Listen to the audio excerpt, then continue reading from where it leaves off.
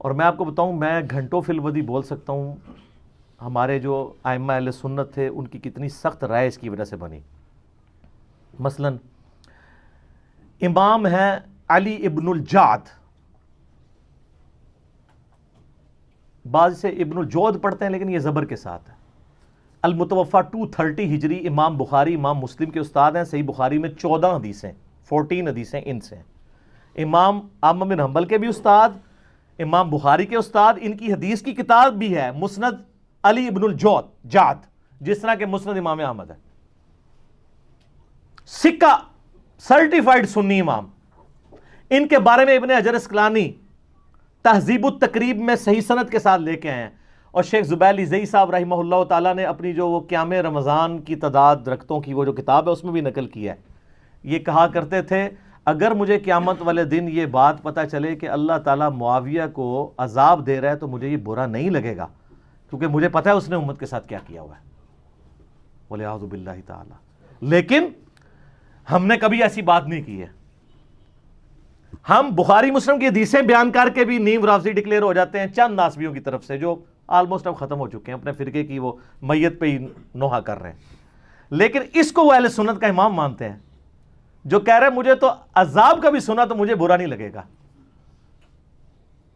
اور یہ ایک امام نہیں سر، کئی امام. ادھر تو سب کانٹیننٹ میں حنفی زیادہ ہے نا. آپ نے امام بدر الدین عینی کا نام سنا ہوا ہے؟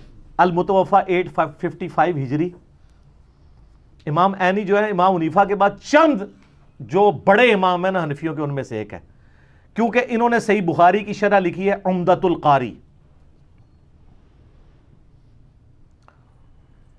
وہ جو عمدۃ القاری ہے نا شرح، اس میں صحیح بخاری کی ایک حدیث ہے انٹرنیشنل نمبر کے مطابق 7083، جہاں وہ جنگ صفین میں عمار ابن یاسر کے قتل کے بارے میں ڈسکشن کرتے ہوئے، بخاری مسلم دونوں میں حدیث ہے نا کہ عمار کو ایک باغی جماعت قتل کرے گی، عمار ان کو جنت اور اللہ کی طرف بلائے گا، وہ جماعت دوزخ کی طرف بلائے گی. صحیح بخاری 2812. بڑے سخت الفاظ ہیں. اس حدیث کو ڈسکس کرتے ہوئے ایک اور موقع پہ صحیح بخاری کے اندر 7083 نمبر حدیث کہ اگر ایک مسلمان دوسرے کے خلاف تلوار اٹھا لے، اس حدیث کے کانٹیکسٹ میں ڈسکس کرتے ہوئے عمدۃ القاری کے اندر جو ہے نا امام بدر الدین عینی نے جو کچھ لکھ دیا ہے نا سرکار، وہ اتنا سخت ہے. یہ میرے پمفلٹ میں ڈلا ہے کہ اس کا تعارف اینڈ پہ آپ کو کرواؤں گا. میں آپ کو صرف ورڈ بائی ورڈ وہ پڑھ کے سناتا ہوں. وہ کہتے ہیں کہ امام کرمانی نے کہا کہ سیدنا علی اور حضرت معاویہ دونوں ہی مجتہد تھے. زیادہ سے زیادہ یہ ہو سکتا ہے کہ حضرت معاویہ کو اجتہاد میں خطا لاحق ہو گئی ہو، ان کو 1 اجر ملے گا جبکہ سیدنا علی کو 2 اجر ملیں گے. اعلیٰ یہ بھی کہانی ہے. وہ بخاری مسلم میں حدیث ہے کہ حکمران وقت اگر غلط اجتہاد کرے تو اسے 1 اجر ہے اور اگر صحیح کرے تو 2 ہے. مخالفین کو تو باغی کہا گیا ہے، ان کے لیے تو حدیث ہی نہیں ہے، ادھر سے پکڑ کے فٹ کرنے کی کوشش کرتے ہیں. یہ حدیث ہی کچھ اور تھی. بہرحال تو وہ آگے لکھتے ہیں کہ یہ کرمانی نے تو یہ کہا، لیکن میں کہتا ہوں، امام عینی حنفی کہتے ہیں کہ حضرت معاویہ کو خطا کو اجتہادی خطا کیسے کہہ دیا جائے اور ان کے اجتہاد پہ کیا دلیل ہے، حالانکہ ان کو یہ حدیث بخاری اور مسلم کے حوالے سے پہنچ چکی تھی کہ آپ علیہ السلام نے فرمایا افسوس ابن سمیہ کو ایک باغی جماعت قتل کرے گی، اور ابن سمیہ عمار ابن یاسر ہے اور ان کو حضرت معاویہ کے گروہ نے جنگ صفین میں قتل کیا. کیا حضرت معاویہ اس پہ راضی نہیں ہے کہ اللہ تعالیٰ ان کو برابر چھوڑ دے، چہ جائے کہ ان کو سیدنا علی کی بغاوت پر 1 اجر بھی ملے؟ یہ حنفی سارے ٹھیکیدار بنے ہوئے ہیں نا. اے اپنے امام کے آپ ورڈ پڑھیں. اچھا اس کے علاوہ آپ نے ایک اور بڑا نام سنا ہوگا، ملا علی قاری. سنا ہے نا؟ بڑے مشہور ہیں. المتوفہ 1014 ہجری. انہوں نے مشکات کی شرح لکھی ہے مرقات المفاتیح. پوری دنیا میں ایک اتھینٹک شرح مانی جاتی ہے، کوئی شک نہیں اس میں، کمال کام کیا انہوں نے. اس میں جب مشکات میں حدیث آتی ہے نا یہ عمار کو باغی جماعت قتل کرے گی، انٹرنیشنل نمبر کے مطابق مشکات میں بھی یہ بخاری مسلم کے حوالے سے آئی ہے 5878 مشکات کے اندر. تو اس حدیث کے تحت ملا علی قاری، جنہوں نے میری ویڈیوز نہیں دیکھی ہوئی تھی، میری ویڈیوز سے بہت پہلے ان کے کمنٹس پڑھیں آپ، سنیں جی ورڈ بائی ورڈ. میں کہتا ہوں کہ جب حضرت معاویہ پر واجب تھا کہ وہ اپنی بغاوت سے رجوع کر کے خلیفہ برحق حضرت علی کی اطاعت کی طرف آ جاتے، مخالفت چھوڑ دیتے اور خلافت منفیہ یعنی نفع حاصل کرنے کی طلب سے، یہ خلافت کے حوالے سے اس کو ترک کر دیتے جو انہوں نے نہیں کیا، تو اس سے ظاہر ہوتا ہے کہ وہ باطن میں باغی تھے اور ظاہر میں خون عثمان کو ڈھال بنائے ہوئے تھے۔ وہ کہتے ہیں گل وچ کوئی اور ہے، حضرت عثمان کا نام یوز ہو رہا تھا، اندر مسئلہ کچھ اور تھا۔ یہ میں نہیں، ملا علی قاری۔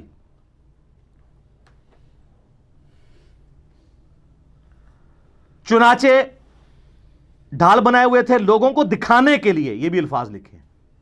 چنانچہ یہ حدیث ان کے پوشیدہ چیز کو ظاہر کرنے والی ہے، یعنی عمار کو باغی جماعت قتل کرے گی، اور ان کی بغاوت کو روکنے والی ہے، تاہم کتاب تقدیر میں اسی طرح لکھا ہوا تھا جیسا کہ ہوا ہے۔ ان کے عمل اور رویے کی وجہ سے قرآن اور حدیث دونوں مہجور اور متروک ہو گئے۔ وہ کہتے ہیں قرآن اور سنت کو پش ڈال دیا امیر شام نے۔ یہ کون کہہ رہا ہے؟ ملا علی قاری۔ سر ٹروتھ لور ہر زمانے میں موجود ہوتے ہیں۔ اچھا، ایک اور بہت بڑا امام جس کو سارے ہی مانتے ہیں، ابن حجر اسقلانی، جس نے فتح الباری لکھی ہے بخاری کی شرح، المتوفا 852 ہجری۔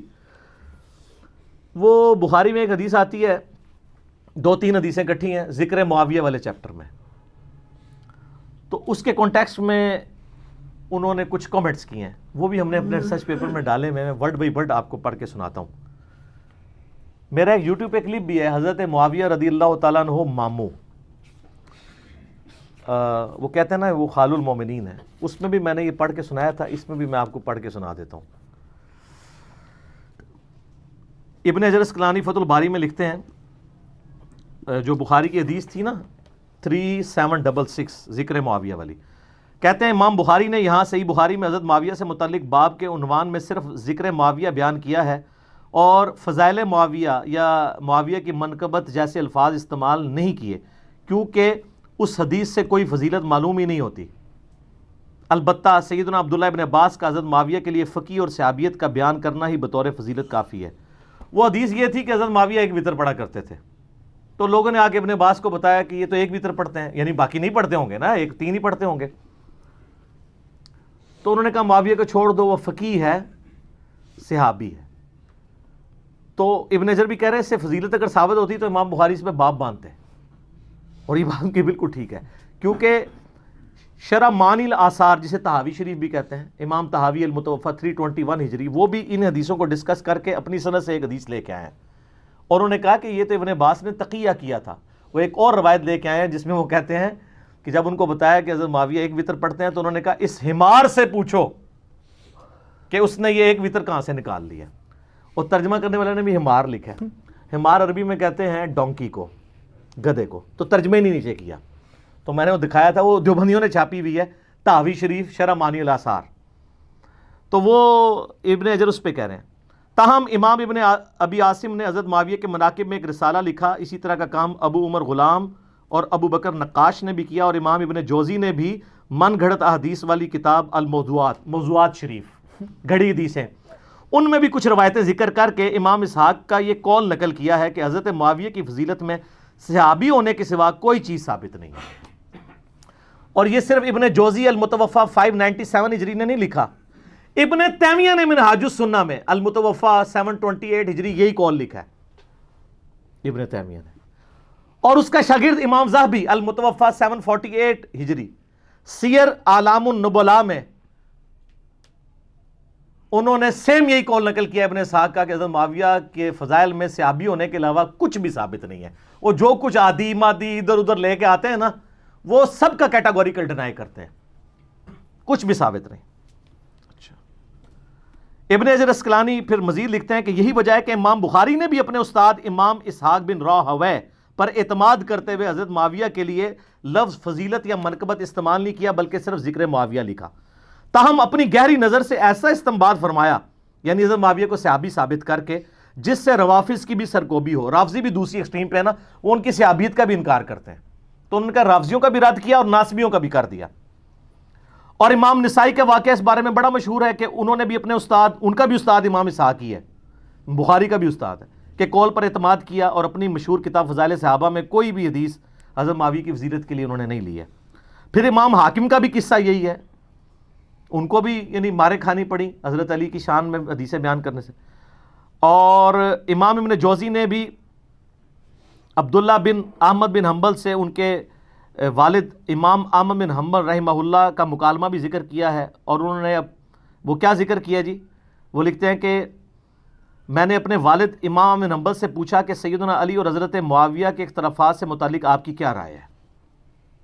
احمد بن حنبل سے پوچھا تو احمد بن حنبل نے تھوڑی دیر سر جھکائے رکھا، پھر فرمایا میرے بیٹے سمجھ لو، ایک جملے میں سب کچھ کنکلوڈ کیا۔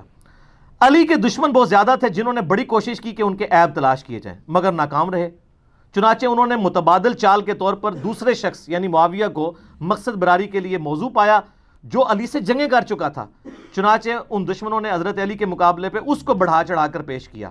ابن حجر اسقلانی لکھتے ہیں کہ احمد بن حنبل کے اس جواب میں اشارہ ہے کہ کچھ لوگوں نے حضرت معاویہ کے لیے بے بنیاد فضائل گھڑ لیے جن کی کوئی اصلیت نہیں ہے۔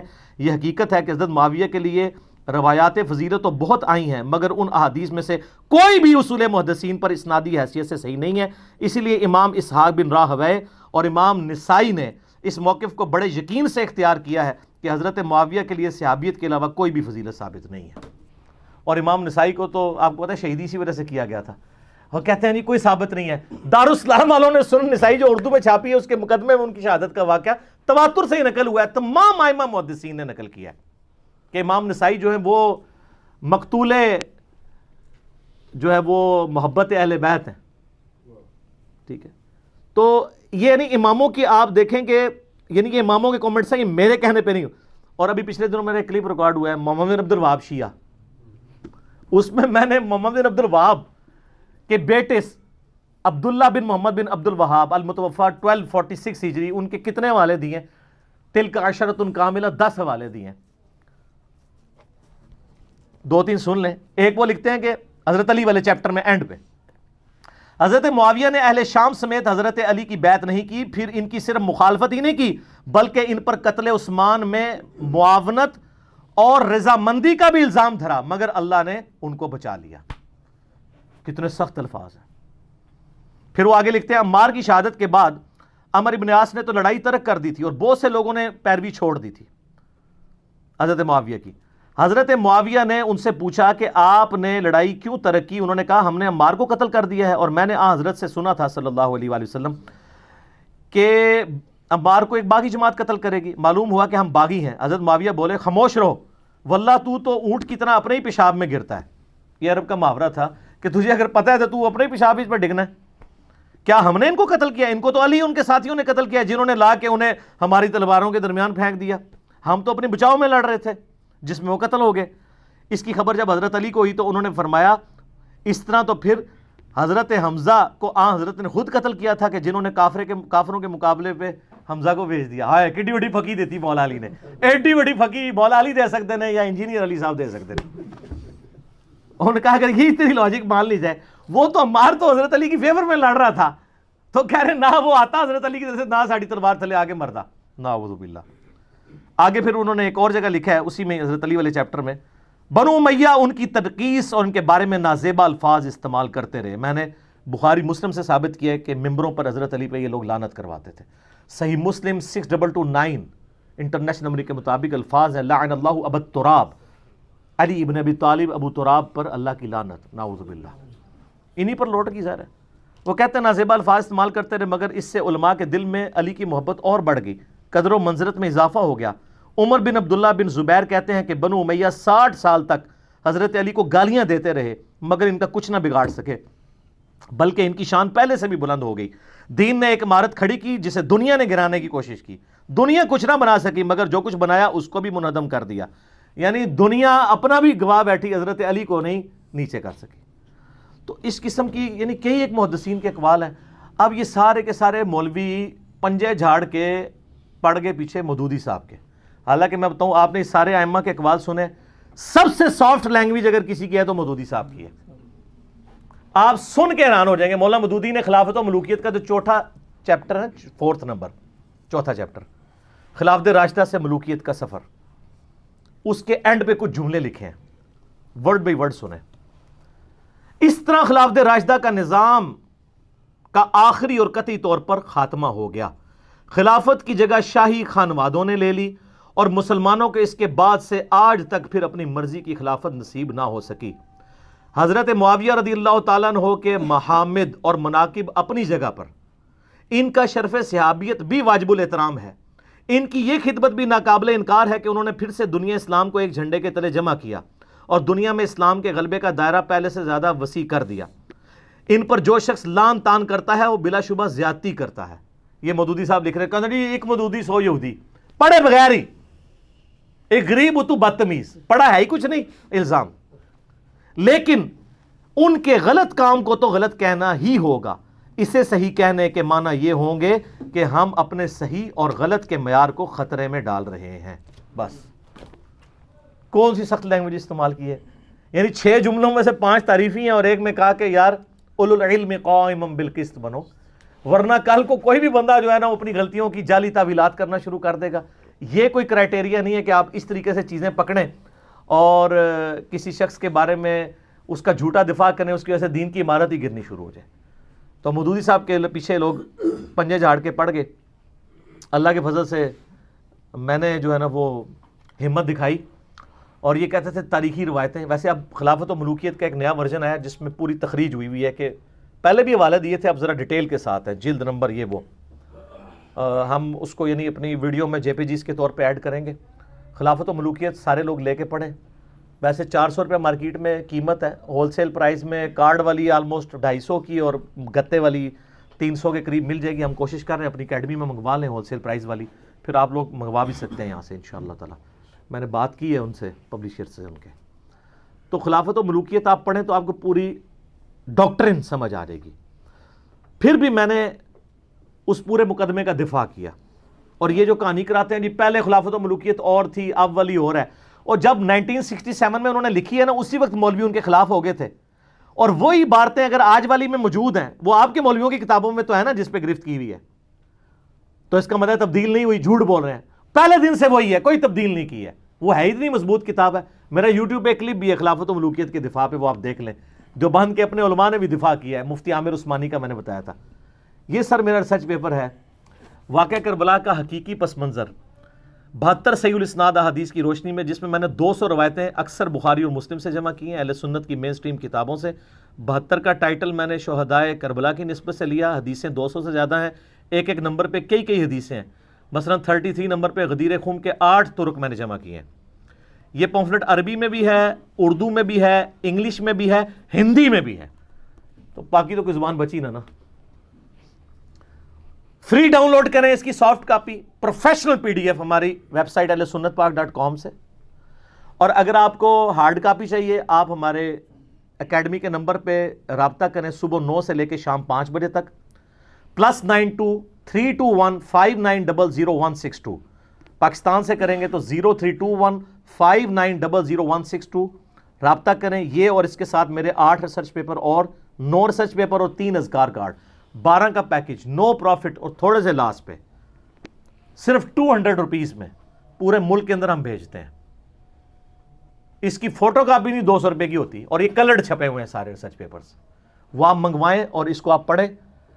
اس میں نے اکثر حدیثیں بخاری مسلم سے دور حاضر کے بڑے بڑے محدثین، شیخ البانی، شیخ زبیر لیزئی، شیخ شعیب ارنوت رحمہم اللہ اجمعین، اور اس کے علاوہ باقی محدثین کی باقاعدہ تحکیم لگائی ہوئی ہے، اور پوری گیم سمجھائی ہے خلافت راشدہ سے، سیدنا عمر کی شہادت سے لے کے سیدنا حسین کی شہادت تک، خلفائے راشدین کون ہے، سیدنا عثمان کی شہادت کے اصلی اسباب کیا ہے، جنگ جمل صفین نہروان کے اوپر بخاری مسلم کی حدیثیں، اس کے بعد صلح حسن، پھر حضرت معاویہ کا دور ملوکیت، اور پھر یزید کی ولی عہدی، اور پھر الٹیمیٹلی سیدنا حسین ابن علی کی مظلومانہ شہادت۔ یہ سارے کے سارے ٹاپکس میں نے ان ڈیپتھ اس کے اندر کور کیے ہیں۔ آپ اس کو منگوائیں، خود بھی پڑھیں، اور پھر آپ نے نا اس کو پڑھنے کے بعد ایک بار جھوم کے کہنا ہے کیا، نہ میں وابی نہ میں بابی، میں ہوں مسلم علمی کتابی، ہم علمی کتابی ہیں، بابوں کے ماننے والے نہیں ہیں۔ ٹھیک ہوگا جی؟ ابھی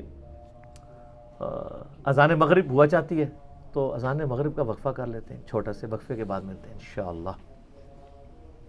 اور یہ ٹاپک ایسا ٹاپک نہیں ہے جو یعنی سنی شیعہ کے اختلاف کا ٹاپک ہے اس حوالے سے کہ ہم وہ اس کے اور وہ ہمارے، یہ اولو العلم قائما بالقسط والا ٹاپک ہے، انصاف پہ قائم رہتے ہوئے۔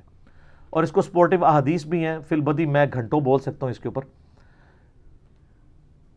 اس میں جو مسند احمد میں ایک حدیث ہے جو مشکات المصابیح کے اندر بھی موجود ہے، ڈاکٹر اسرار صاحب بھی اکثر وہ حدیث بیان کیا کرتے تھے۔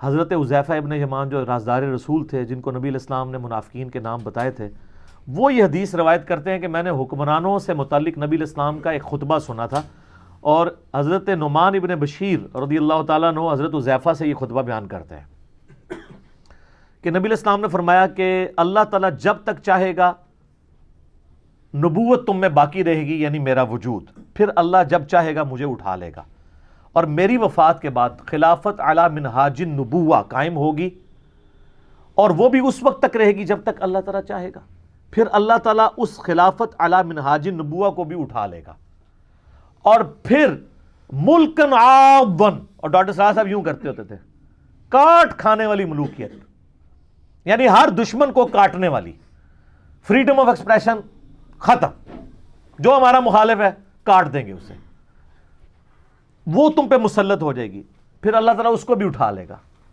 اور پھر جابر حکمران تم پر آ جائیں گے، پھر اللہ جب تک چاہے گا ان کو رکھے گا، پھر ان کو بھی اٹھا لے گا، اور اس کے بعد پھر خلافت علی منہاج النبوہ قائم ہوگی، الٹیمیٹلی امام محمد مہدی کی۔ یہ اس میں موجود نہیں ہے، لیکن اتنے الفاظ ہیں کہ خلافت قائم ہوگی، باقی حدیث اس کو سپورٹیو ہے، امام مہدی پہ میری الگ سی ویڈیوز موجود ہیں۔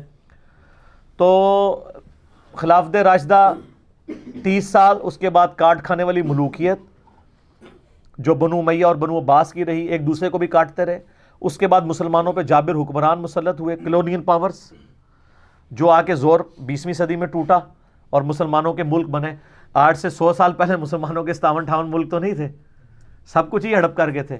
جابر حکمرانوں کا اب زور ٹوٹا، اب اس نشت ثانیہ کا آغاز ہوا ہے، الٹیمیٹلی انشاءاللہ خلافت علی منہاج النبوہ دوبارہ سے قائم ہوگی۔ اس کا وقت اور یہ صاحب سے پوچھ لیں، مجھے نہیں پتا، وہی اندازے لگاتے رہتے ہیں اور بڑے عرصے سے لگا رہے ہیں۔ اس طرح کے اندازے نہیں لگانے چاہیے، آپ ایک اسیسمنٹ دے سکتے ہیں، ضروری نہیں ہے پھر لوگ مایوس ہوتے ہیں کہ یار یہ تو بات کی تھی۔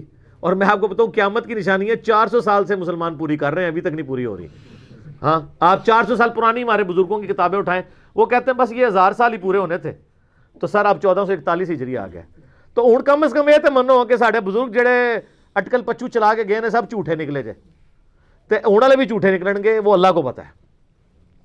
اعلیٰ حضرت نے جو سن بتایا امام مہدی کا 1837 ہجری، تو بریلویوں کے لیے خوشخبری ابھی 400 سال ہیں، کیونکہ 1441 چل رہا ہے۔ سب اندازے ہیں، کوئی ڈیفینیٹلی یہ چیز نہیں ہے، یہ اللہ کو پتہ ہے کب ہوگا۔ یہ میں ضمناً ایک بات اس میں نے کر دی۔ اچھا، یہ جو مسند احمد کی حدیث ہے، اس کی ڈیٹیلز آپ کو پھر جامعہ ترمذی میں، سنن ابی داؤد میں ملیں گی۔ اس میں تو تھا خلافت علی منہاج النبوہ، اس کی ٹائم پیریڈ نہیں آیا تھا۔ ابو داؤد اور ترمذی میں یہ ہے، حضرت سفینہ نبی علیہ السلام کے آزاد کردہ غلام کہتے ہیں کہ نبی علیہ السلام نے فرمایا کہ میرے بعد خلافت علی منہاج النبوہ 30 سال تک رہے گی، 30 ایئرز، اس کے بعد یہ ملوکیت میں بدل جائے گی۔ اور پھر حضرت سفینہ جو نبی علیہ السلام کے غلام ہے، وہ اپنے شاگرد سعید سے کہتے ہیں بیٹا گن، ابو بکر کے 2 سال، عمر کے 10 سال، عثمان کے 12 سال اور علی کے 6 سال، اور ان 6 سالوں میں 5.5 سال مولا علی کے ہیں اور 6 مہینے حسن ابن علی کے ہیں، وہ ایک ہی شمار ہوتے ہیں۔ یہ 30 سال پورے ہوئے تو سعید تابعی کہتا ہے کہ یہ بنو امیہ، بنو زرقا، نیلی آنکھوں والے تو کہتے ہیں کہ مولا علی تو خلیفہ ہی نہیں ہے، اندازہ کرو۔ اب میں ان لوگوں سے پوچھتا ہوں جو کہتے ہیں کہ جی وہ امیر شام جو حضرت علی کو خلیفہ مانتے تھے، صرف قصاص عثمان کا مطالبہ کرتے تھے، یہاں تو واضح ہے حضرت علی کو خلیفہ بھی نہیں مانتے تھے۔ اور اس میں امام ابو داؤد نے یہ حدیث سنن ابی داؤد 4646 میں لکھا ہے، علی علیہ السلام کے بارے میں کہتے ہیں کہ علیہ السلام لکھا ہے، جیسے امام بخاری نے علی اور فاطمہ علیہم السلام لکھا ہے، علی علیہ السلام خلیفہ ہی نہیں ہے۔ اچھا، تو حضرت سفینہ کو غصہ آتا ہے، وہ کہتے ہیں ان کی پیٹھ سے یہ جھوٹ نکلا جہاں سے ہوا خارج کرتے ہیں۔ کتنے سخت، ان کو غصہ ہی اتنا آیا، اور پھر انہوں نے کہا کہ حال تو یہ ہے کہ بنو امیہ کی جو حکومت ہے یہ خود شریر ترین بادشاہت ہے۔ اب یہاں پہ معاملہ ایمبیگوس ہے کہ یہ انہوں نے حضرت معاویہ کی حکومت کو کہا یا بعد والی حکومتوں کو کہا، تو سر ایک حدیث کی تفسیر دوسری سے ہو جائے گی۔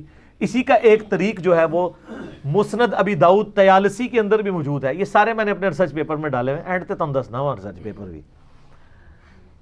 اس میں وہ کہتے ہیں کہ وہ جب یہ ساری بات ہوتی ہے نا کہ یہ تو جھوٹ بول رہے ہیں، اور پھر وہ تابعی پوچھتا ہے کہ پھر حضرت معاویہ کیا تھے، تو وہ کہتے ہیں وہ اسلام کے پہلے بادشاہ ہیں۔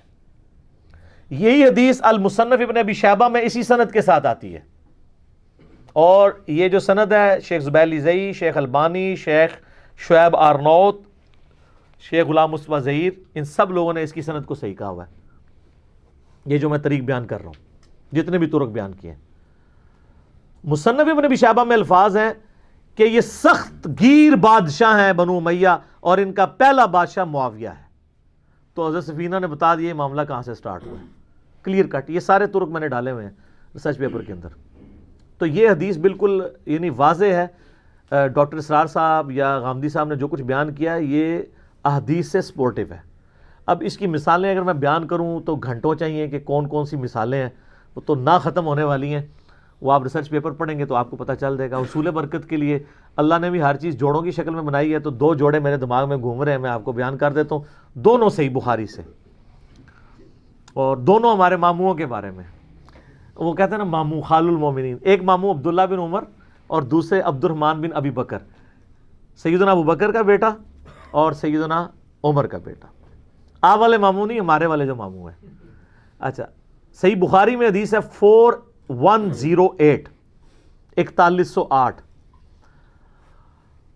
تحکیم کے واقعے کے بعد جب حضرت معاویہ رضی اللہ تعالیٰ عنہ مدینہ شریف آتے ہیں تو یہ اس کا پس منظر ہے۔ حدیث یہاں سے سٹارٹ ہوتی ہے کہ حضرت حفصہ کہتی ہیں، جو حضرت عمر کی بیٹی ہیں، ام المومنین ہیں، عبداللہ ابن عمر کی بہن ہے، کہ عبداللہ حضرت معاویہ آئے ہیں مدینے میں خطبہ دے رہے ہیں، تمہاری غیر موجودگی کو کہیں کوئی اس سے غلط رزلٹ نہ نکال لیا جائے، ظاہر ہے کوئی سازش تو نہ کر رہا ہو، تو تم جا کے اس خطبے میں بیٹھو۔ تو وہ اپنے بہن کے کہنے کے اوپر، جو ماں بھی لگتی ہے ام المومنین ہونے کی وجہ سے، وہ جاتے ہیں اس جا کے خطبے میں بیٹھتے ہیں۔ وہاں پہ حضرت معاویہ گفتگو کرتے ہوئے کہتے ہیں کہ تم میں سے جس کو خلافت کی خواہش ہے وہ اپنا سینگ اٹھائے، میں اس کے باپ سے بھی زیادہ خلافت کا حقدار ہوں۔ اچھا، اب یہ معاملہ ایمبیگوس ہے کہ یہ انہوں نے کس کو کہا ہے، تو جس نے بعد میں بولا ہے اسی کو کہا ہوگا۔ اسی حدیث میں آگے آتا ہے، حبیب بن مسلمہ تابعی کہتے ہیں عبداللہ بن عمر سے اس خطبے کے ختم ہونے کے بعد کہ جب یہ حضرت معاویہ یہ بات کر رہے تھے کہ جسے خلافت کی خواہش ہے اپنا سر اٹھائے، میں اس کے باپ سے زیادہ خلافت کا حقدار ہوں، تو آپ نے جواب کیوں نہیں اس کو دیا؟ ان کو کہنا چاہیے تھا کہ کیڑا میرے پہ انہوں کہہ رہے ہیں، انہی کے باپ کو کہہ رہے تھے۔ اور آپ کہتے ہیں جی قصاص عثمان تھا، قصاص عثمان وہ تو خلافت کا سیدھا سیدھا مطالبہ ہے۔ اب یہ ٹاپک اور طرف چل پڑے گا۔ عبداللہ بن عمر کہتے ہیں میں نے ارادہ کیا کہ میں اپنی گوٹ کھولوں، یوں کر کے بیٹھے تھے احتبا کر کے دونوں گھٹنوں کو لے کے، اور میں وہیں کھڑے ہو کے اس کو کہوں کہ تجھ سے زیادہ خلافت کا حقدار وہ ہے جنہوں نے اسلام کی خاطر تم باپ بیٹا کو مارا ہوا ہے۔ یعنی جب تم لوگ کافر تھے اور ہم لوگ مسلمان تھے، غزوہ احد میں، غزوہ خندق میں، غزوہ بدر میں ہم لوگ اسلام کی خاطر لڑتے تھے اور تمہیں مارا کرتے تھے، وہ تو ربو ہی آپ لوگوں کی زندگیاں بچ گئیں، تو آج تم لوگ آ کے ہمیں یہ باتیں کر رہے ہو۔ تو کہتے ہیں پھر میں فتنے اور خون ریزی کے ڈر سے خاموش ہو گیا، کیونکہ ملوکیت میں تو فریڈم آف ایکسپریشن نہیں ہوتی نا۔ تو پھر مجھے جنت کی نعمتیں یاد آ گئیں، تو میں نے اسی پہ اکتفا کر لیا۔ اچھا، یہ جو عبداللہ بن عمر کے الفاظ ہیں نا، یہ حضرت عمر کا بھی ایک خطبہ ہے مسلم شریف میں۔ حضرت عمر رضی اللہ تعالیٰ عنہ نے ایک خواب دیکھا کہ ان کو ایک مرغے نے 3 ٹھونگے ماری ہیں۔ انہوں نے خطبہ دیا ان کا، میں نے اس کی تعبیر یہ سمجھی ہے کہ شاید مجھے قتل کر دیا جائے، تو اگر مجھے کچھ ہو جائے، اچانک میری موت واقع ہو جائے، تو 6 بندوں کے سوا کسی کو خلیفہ نہیں چننا، اور تم جب یہ دیکھو کہ ان 6 بندوں سے کوئی مخالفت کر رہا ہے ان کے خلیفہ بننے میں، تو سمجھ لینا یہ لوگ اسلام کے دشمن اور وہ کافر ہیں جن کو اسلام کی خاطر میں نے اپنے ہاتھوں سے مارا ہوا ہے۔ بڑے سخت الفاظ ہیں۔ عبداللہ بن عمر نے وہی الفاظ اپنے باپ والے ریپیٹ کیے کہ تو کہتا ہے تجھے خلافت کا حقدار تو وہ ہے، یعنی اگر تم میری بات بھی کرتے ہو میں تم سے زیادہ حقدار ہوں، ہم نے اسلام کی خاطر تم باپ بیٹا کی پٹائی کی ہوئی ہے۔ وہی بات حضرت عمر نے بھی کی تھی، اور بخاری میں ان 6 بندوں کے نام بھی ہیں، علی، عثمان، طلحہ، زبیر، عبد الرحمن بن عوف اور سعد بن ابی وقاص۔ ان 6 کی خلافت کے جو خلاف کھڑا ہو تو حضرت عمر کا فتویٰ ہے کہ اسلام کا دشمن ہے، اور ان کا مجھے خطرہ ہے کہ یہ لوگ کھڑے ہوں گے جن کو میں نے اسلام کی خاطر مار مار کے اسلام میں داخل کیا، مارا ہے نا ان کو. تو عبداللہ بن عمر نے جب یہ بات کی تو حبیب بن مسلمہ نے اس پہ ورڈکٹ دی ہے، بخاری میں الفاظ ہیں 4108. وہ کہتے ہیں کہ عبداللہ بن عمر نے خاموشی اختیار کر کے اپنی جان بھی بچا لی، اپنی عزت بھی بچا لی. ایک ماموں نے دوسرے ماموں سے جان بھی بچا لی اور عزت بھی بچا لی. تو یہ اس کا مطلب ہے وہ کاٹ کھانے والی ملوکیت، جس کو غامدی صاحب نے بھی کہا کہ وہ قبائلی تعصب. ڈاکٹر اسرار صاحب نے بھی کہا یہ کوئی نئی بات نہیں، حدیث سپورٹو ہے. اور دوسری حدیث وہ ہے صحیح بخاری کے اندر 4827 نمبر، سورۃ الاحقاف کی تفسیر کے کانٹیکسٹ میں امام بخاری لے کے آئے ہیں. اور وہ پوری حدیث المصنف ابن ابی شیبہ میں موجود ہے، المستدرک الحاکم میں موجود ہے، سنن نسائی الکبریٰ کے اندر موجود ہے. اور سب سے بڑھ کے آسان آپ کے لیے کہ تفسیر ابن کثیر کھولیں، جس کو سارے مانتے ہیں.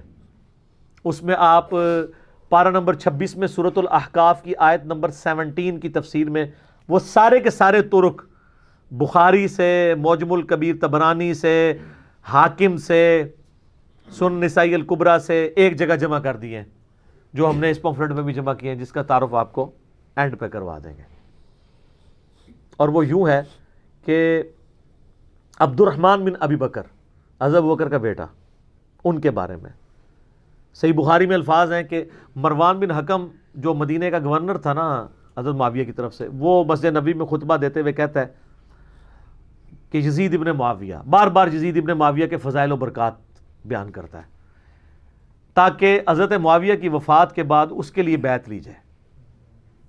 تو وہ کہتا ہے کہ اللہ تعالیٰ نے امیر المومنین کو ایک بات سجائی ہے امت کے وسیع تر مفاد میں، جیسے ہمارے حکمران بھی کہتے ہیں میرے عزیز ہم وطنوں، امت کا وسیع تر مفاد، پاکستانی مفاد. تو وہ چاہتے ہیں کہ وہ اپنے بعد اپنے بیٹے کو خلیفہ نامزد کر دیں. سر یہ وسیع تر مفاد ابو بکر کے بیٹے کو کیسے عزم ہو سکتا تھا جنہوں نے اسلامی نظام حکومت دیکھا تھا؟ وہ عبد الرحمن بن ابی بکر وہیں کھڑا ہو گیا.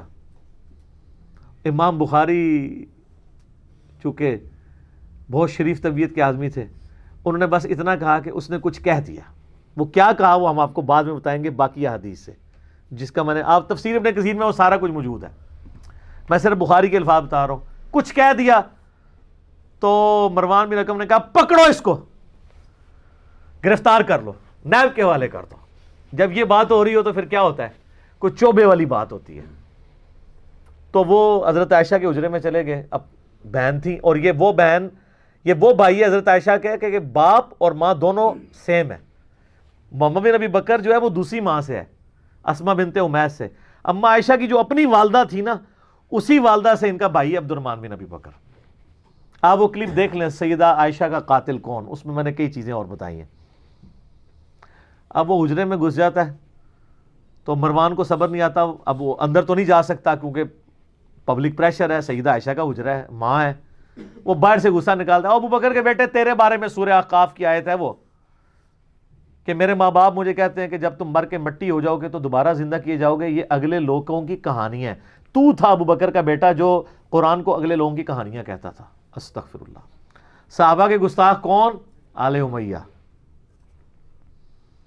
سیدہ عائشہ کو غصہ آیا، انہوں نے کہا آل ابی بکر کے بارے میں اس طرح کی کوئی آیت نازل نہیں ہوئی سوائے وہ آیات جو میری برات میں نازل ہوئی ہیں سورہ نور کی. تم آل ابی بکر کے بارے میں یہ بات کر رہے ہو؟ بخاری میں اتنا ہی ہے. اب آ جائیں جناب حاکم میں، سنن نسائی الکبریٰ کے اندر، اور سب سے بڑھ کر تفسیر ابن کثیر، جس کو سارے ماشاءاللہ کہتے ہیں کہ جی ہماری بیسٹ تفسیر ہے. اس میں سورہ احقاف کی آیت نمبر 17 میں یہ ساری انہوں نے طرق جمع کی ہیں. اب میں آپ کو بتاتا ہوں وہ بات کیا تھی جو امام بخاری نے سکپ کی ہے. کچھ کہا، وہ یہ کہا کہ وہ تقریر کے دوران اس نے کہا کہ امیر المومنین چاہتے ہیں کہ یزید کو بنا دیں، ابو بکر نے بھی تو عمر کو بنایا ہی تھا نا. اب حضرت عمر کے ابو بکر کے بیٹے تھے تو وہ ملوکیت تو نہیں کی تھی، ایک ٹیلنٹڈ، اور وہ بھی مشورے سے کیا تھا، کوئی ڈکٹیٹرشپ نہیں تھی، صحابہ کے مشورے سے کیا تھا. تو ابو بکر کے بیٹے کو تو غصہ آنا تھا کہ مجھے تو نہیں میرے ابا جی نے بنایا، تو مثال جو ہے باپ بیٹے کی دے رہا ہے، اور کیا سوال گندم جواب چنا.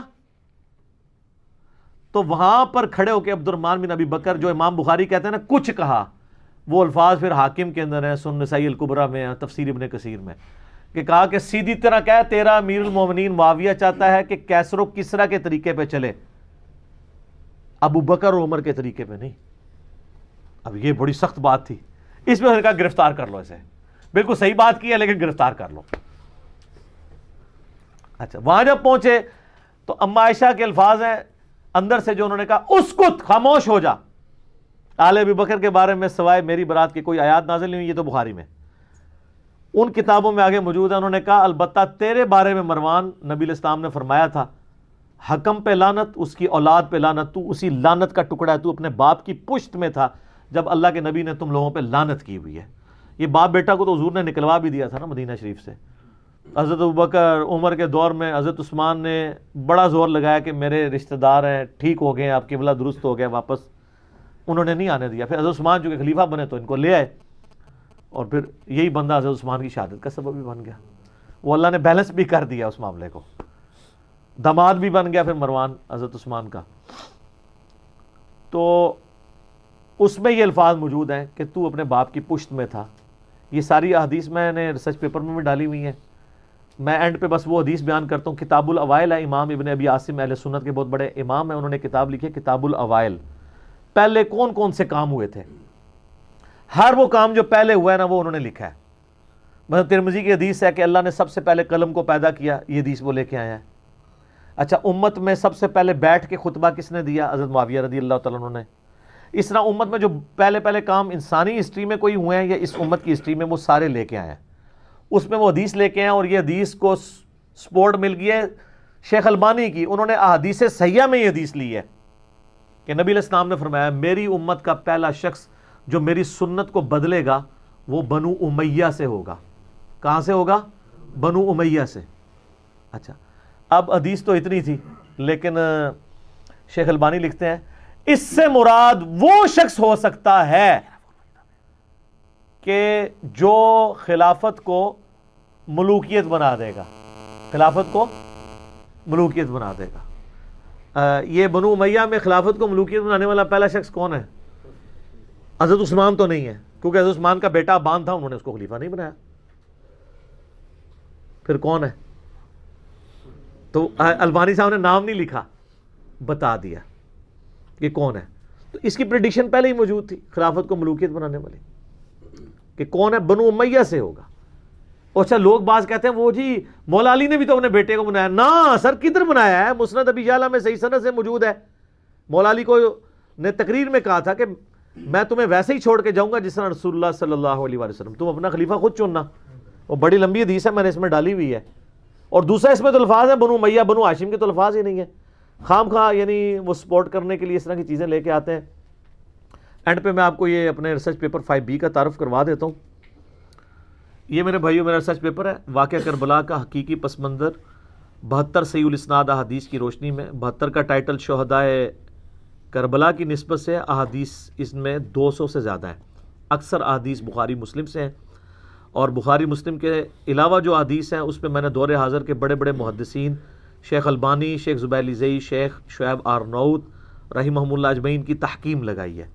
اور یہ پمفلٹ جناب خلفائے راشدین سے شروع ہوتا ہے، سیدنا عمر کی شہادت سے لے کر اس کے بعد پھر سیدنا عثمان کی شہادت کے اسباب کیا تھے، جنگ جمل، صفین، نہروان، صلح حسن، پھر حضرت معاویہ کا دور ملوکیت، یزید کا جو دور ملوکیت ہے وہ، پھر سیدنا حسین کی شہادت، یہ سارے ٹاپکس اس کے اندر میں نے کور کیے ہیں الحمدللہ۔